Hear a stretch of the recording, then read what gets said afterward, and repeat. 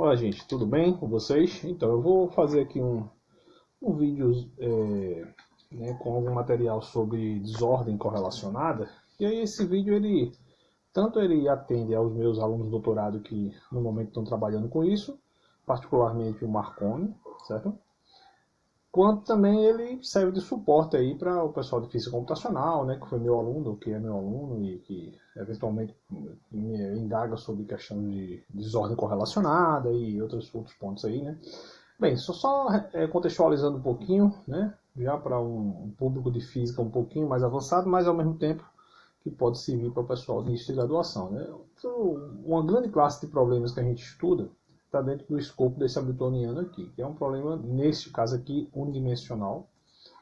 E aqui tem uma variável que simula as imperfeições em um dado material. Essa variável aqui é um número aleatório, certo? É uma coisa, né, randômica, tá bom? E aí você pode gerar isso, por exemplo, por um gerador de número aleatório comum, como a gente conhece tantos aí na física computacional, né? Ou você pode construir esse número de uma maneira tal que ele seja aleatório, mas tenha correlações internas. Se você lembrar lá da teoria sobre geradores de número aleatório, tem no nosso curso de física computacional, a função de autocorrelação ela cai rapidamente, né, com a distância. Então, um dado número aleatório que foi calculado neste ponto, a correlação com o seu vizinho é zero. A sua correlação cai muito rapidamente aqui. E aí, introduzir correlações é o quê? É você, né, construir uma sequência de números aleatórios cuja função de correlação tem um decaimento não tão abrupto, pelo menos, né? Então, existem várias estratégias. Uma estratégia que é essa daqui desse artigo, que é um artigo 98, é um artigo antigo, que eu já fiz, né, já estudei ela em vários vídeos. Outra estratégia é de um trabalho aqui, de um preprint do Hilke, certo? Pré-print do professor Hilke, Michael Hilke, professor do Canadá, que eu já tive a oportunidade de conhecer em alguns eventos e também sigo os trabalhos dele, que são trabalhos bem na minha linha, né? Então, uma forma é você gerar números cuja função de correlação seja essa daqui. Então, como é que você pode gerar esses números? Você pode fazer um procedimento de convolução inversa, né? Que basicamente é tipo uma transformada de Fourier, e impor essa opção de autocorrelação aí, tá? Tem um parâmetro A aqui, que é o parâmetro de correlação, certo? Então, uma maneira de gerar isso, né, até inclusive isso foi objeto de um dos exercícios da minha disciplina de física computacional, né? Como gerar essa desordem aí, né? Então, como gerar essa desordem, a gente trabalhou isso lá no problema da física computacional. Entendeu? Você agora travou tudo. Espera aí, né? Defeitos especiais no computador. Tá bom. Beleza, ele mesmo fechou por ele mesmo. Vamos lá. Então, aqui, né, seria aquela mesma expressãozinha lá que a gente viu, sendo que escrita de uma maneira um pouquinho mais clara, né? Então, você teria o quê? Para gerar esses números, você teria que pegar números aleatórios e multiplicar pela aquela função de autocorrelação. Tá bom? Então é isso. Então você vai pegar um conjunto de números aleatórios, multiplicar pela aquela função, onde A é um parâmetro que mede essa correlação, né, que dá o quão correlacionado o sistema está, e essa soma aqui vai gerar os números y, que são números aleatórios com a função, com correlações internas, tá bom? Quanto maior o A, né, quanto maior aqui esse parâmetro A, mais correlacionado o problema é, né? Então, aqui tem um programinha que eu fiz, tá? Aí, bem, é um probleminha bem básico, né? Eu gero aqui, vamos diretamente aqui. Primeiro eu gero aqui as variáveis, aqueles números aleatórios que eu preciso, número Z. Então esse aqui, naquele meu PDFzinho, é o ZJ, tá bom? São esses carinhas aqui, ó. Tá legal? Aí depois eu pego esses caras e faço aquela continha. Eu calculo o módulo de I menos J, né? Eu faço dois loops, né? Um loop em I e um loop em J, que representam o loop em J representa esse somatório J. O loop I é o loop que você vai usar para poder você correr e calcular todos os números Y e I. Então, todos esses números. Então, são dois loops, né? Aí eu calculo primeiro esse módulo, que está aqui, I menos J. Depois, divido pelo A, que aqui no meu programa é a A. Aí faço 1 mais essa razão ao quadrado e depois eu inverto. Aí pego agora e acumulo naquele somatório o número aleatório multiplicado por aquele cara. Aí depois que eu faço isso, então esse loop aqui, ele realizou aquele somatório em J, né? Esse loopzinho aqui, ó, esse loop daqui para cá, ele realizou aquele somatóriozinho, né? Aquele somatório em J, né? De Z de J vezes aquele 1 mais módulo de I menos J, né? Sobre A elevado a menos 2. Não é isso? Então esse realizou isso. O problema é que eu preciso normalizar isso, né? Por quê? Porque esses números acabam ficando sem uma normalização, você não tem um controle. Eu preciso normalizar esses números. Aí eu calculo aqui, eu defino isso aqui para fazer o somatório desses números V de I e faço o somatório ao quadrado. Isso aqui basicamente eu estou no caminho de calcular a média e a média do quadrado.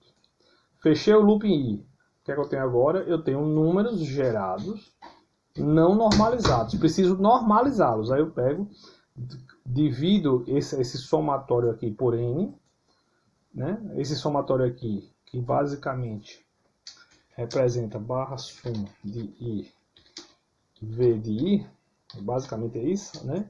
É basicamente foi isso que eu fiz. E aqui, barra sum,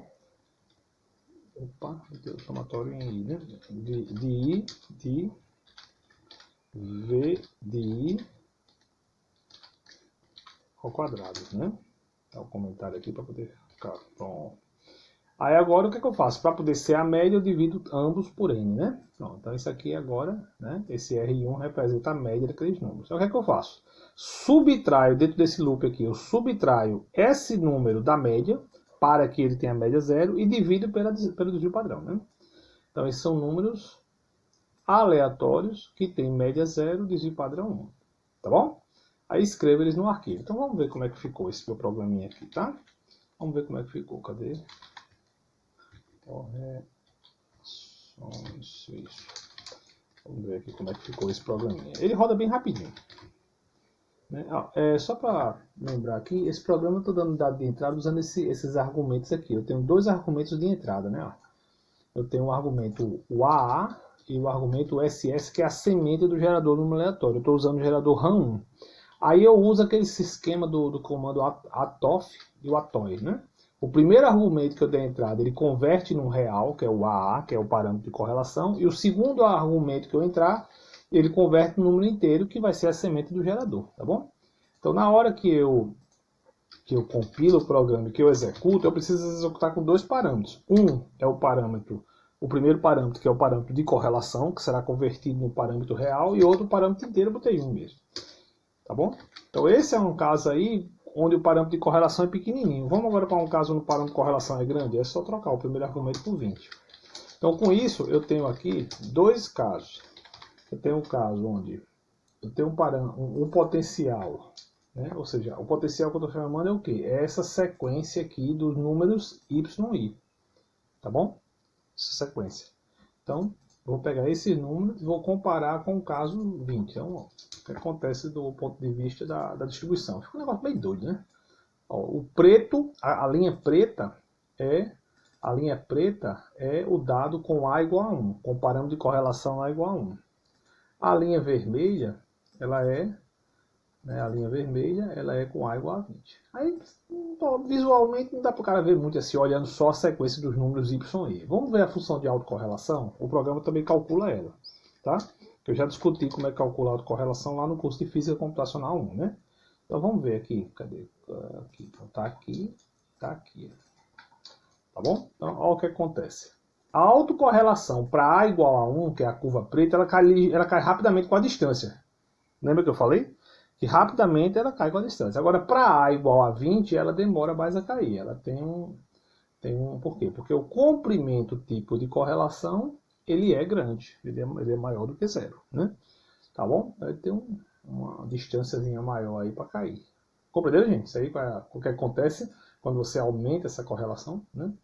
Agora, uma coisa muito comum nesse tipo de problema que a gente trabalha, tanto nesse artigo aqui, por exemplo, desse tipo de hamiltoniano aqui, quanto em outros tantos, é você precisar que estes números aleatórios aqui com correlação não estejam não sejam introduzidos nesse local do Hamiltoniano, que é a chamada energia diagonal, energia potencial. Mas sim que sejam introduzidos aqui no termo de Hopf. Entendeu? Aí observe, quando eu coloco esses caras aqui, se você der uma olhadinha no gráfico do potencial, vamos ver se olha aqui o bicho dele.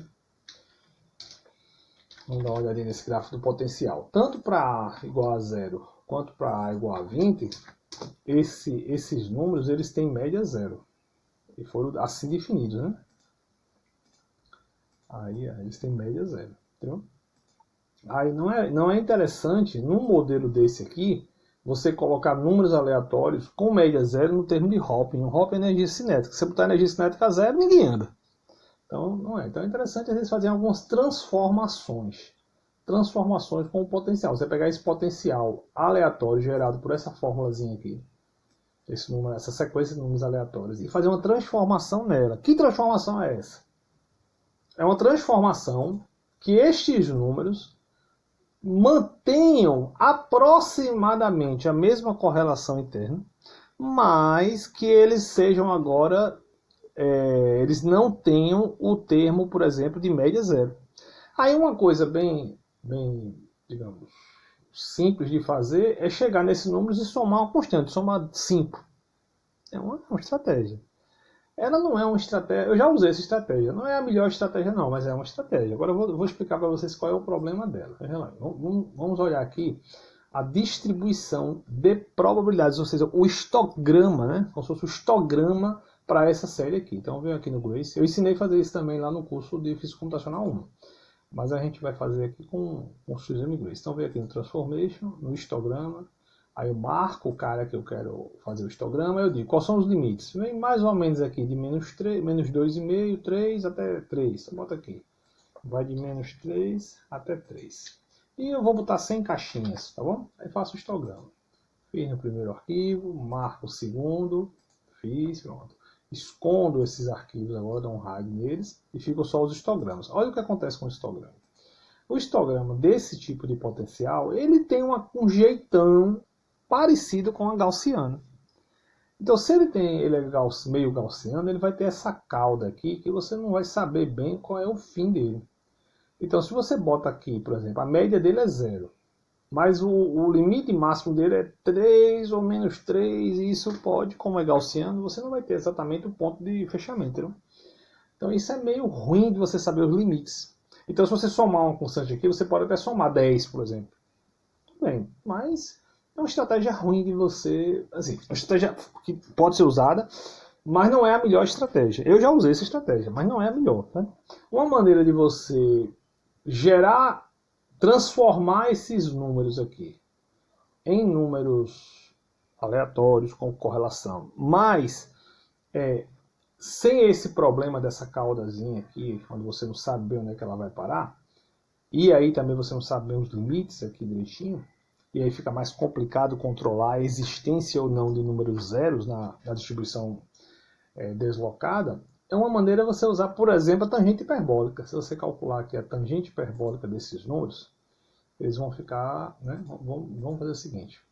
Vamos dar uma olhadinha aqui no programa, que eu já fiz isso caladinho para vocês aqui. Eu peguei esta série que a gente gerou aqui, e aqui embaixo eu fiz essa transformação aqui. Eu peguei esse cara que eu chamei de Hopf, aí fiz a seguinte transformação. 1 mais meio que multiplica a tangente hiperbólica do número que a gente gerou acima, daquela distribuição em cima. Então, esses números, como é que ficam esses números? Esses números após essa transformação de tangente hiperbólica, eles ficam da seguinte maneira. Desculpa. Eles ficam... Eu abri o arquivo errado, desculpa. Eles ficam restritos aos limites de 0,5 até 1,5. E melhor, né? Eles ficam com a distribuição bem controladazinha. Vamos ver a distribuição como é que fica agora. Fazer a mesma continha aqui. A mesma brincadeira do histograma, tá bom? Então, estou fazendo a mesma coisa, fazendo um histograma, estou escondendo os dados originais e vou olhar só o histograma. Aí a distribuição deles fica essa coisa assim. Né? E é limitada nessas regiões aqui. Então, ele tem média 1 e ela é limitada. Aí você vai dizer, pô, mas tudo bem, você pode fazer 1000 transformações, mas e aí, a função de autocorrelação é modificada? No programinha, eu também aqui no final, calculei a função de autocorrelação para esses números transformados. Aí vamos ver o que acontece com eles. Vamos dar uma olhadinha na função de correlação sem transformação e na função de correlação com a transformação. São praticamente idênticas. Pequenas diferenças. Vamos dar uma olhadinha na função de correlação calculada da série sem a transformação e da série com a transformação. A diferença é quase nada. Tá vendo? Então, essa transformação aqui que eu fiz, veja, dê uma olhadinha na transformação qual foi. Eu peguei os números que eu gerei aqui, que são números, né, gerados pelaquela fórmula lá correlacionada, e calculei a tangente hiperbólica deles. A tangente hiperbólica de números que vão de menos 3 a 3 fica aproximadamente de menos 1 a 1. Aí eu divido eles por 2 para ficar de menos meio a meio e somo 1. Aí fica de 0,5 até 1,5. Então essa sequência aqui são números que estão dentro do intervalo 0,5, 1,5. Entendeu? Ou seja, os números estão limitados a esse intervalo. E são números que têm a função de autocorrelação semelhante à função de autocorrelação que a gente impôs no começo. Compreendeu? Então esse tipo de transformação é bem útil, a gente já usou em alguns trabalhos. Né? Você pode usar exponencial também, você pode usar várias estratégias aí, entendeu? A tangente hiperbólica ela é mais bem comportadazinha, mas a gente já usou exponencial também. Tá bom, gente? Então é isso aí. Então aprendam aí como gerar números aleatórios, como fazer transformações nele de maneira a manter aproximadamente a mesma função de autocorrelação, né? Tá bom? Valeu, gente. Obrigado, viu? Um abraço para todo mundo.